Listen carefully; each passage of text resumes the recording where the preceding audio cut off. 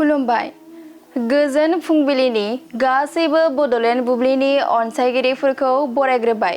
दिनै 12 मार्च बुधबारनि फानजामुथिखौ फरायथिनो लादों आं भाग्यश्री बसुमतारिया। फानजामुथिनि गिबियाव दं मेष राशि। फिसा बाथ्राखौ लानानैनो सोरजोंबा नांलायलायनो हागौ। अहंकारजोंनो सोमोन्दोआ गावस्रालायगोन। वृष राशि। देहायाव सानाय सुनाय बेराम सोमजिनो हागौ। असान्थिजोंनो साना बारलांगोन। मिथुन राशि। बायदि हाबा मावनो खाबु मोनगोन। नोंथाङा दसेबो जिरायथेरनो सम गैयै जागोन। कर्कट राशि। सुथुरनि गाज्रि नोजोराव गोग्लैगोन। जेरावखि थाङा मानो सुथुरजों सोफै खालामजागोन। सिंह राशि। सोरनिबा गोसोथोनायनि दौलेङाव गोग्लैनांनो हागौ। खुसिजोंनो गोसोखौ उरां फारां मोनगोन। कन्या राशि। नोंथाङा हरखाब गावनि आंगोजों नागारना थांजानो हागौ। दुखुजोंनो गोसोआ बोरलाबायगोन। तुला राशि। गोबाव समनि थांखि लानायाव जाफुंसार जानायनि आसा दं। रंजा खुसिनि सान जागोन। वृश्चिक राशि। बिफानि देहाया मोजां थासारियाव फैनायाव नोंथाङा गोजोन मोनगोन। दुखुआ जोबस्रांलांगोन। धनु राशि। नोंथाङा गोरोन्थि हाबा मावफ्लांना खाजानो गिबाय थागोन।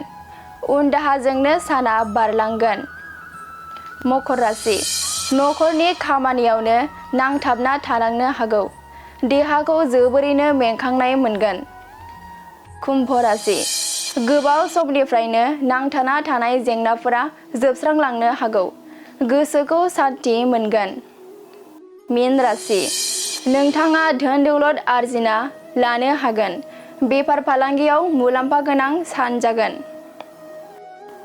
दिनै सानसेनि राशि फरायथिनायाबो एसेनोसै। आसा खालामो नोंथांनि दिनैनि साना मोजाङै मोजां थांगोन। बेखौ बड'लेण्ड बुब्लि नखरनिफ्राय मिजिंथिबाय। गोजोन्थों।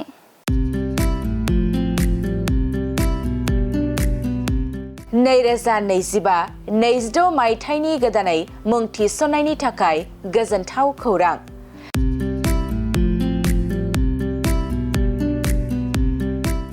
क'क्राझार सहरनि साखाथियाव थानाय थिथागुरि मानास पाब्लिक स्कुला गुन गोनां सोलोंथाइ बोसोरनि नार्सारिनिफ्राय थाखो 9 सिम फरायसा फरायसुलिफोरनि गोदानै मुं थिसननायनि खाबुफोर होगासिनो दं।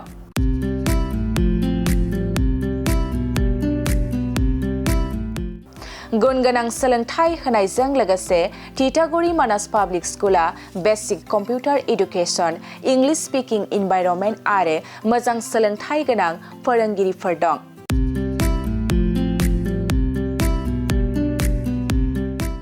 आरो फरायसा फरायसुलिफोरनि थाखाय सोलोंथाइ लानायजों लोगोसे यगानि खाबुबो दं।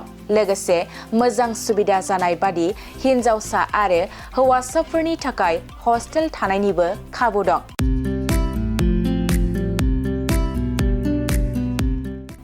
बेनिखायनो नोंथाङाबो नोंथांनि गथ'खौ गोदानै मुं थिसनोब्ला थिथागुरि मानास पाब्लिक स्कुलाव मुं थिसननो हागोन। नोंथाङा आबुङै मिथिबावनो थाखाय 6000853288 6000489621 आरो 9101008849 जानबुं नाम्बाराव खौरां लाहरनो हागोन।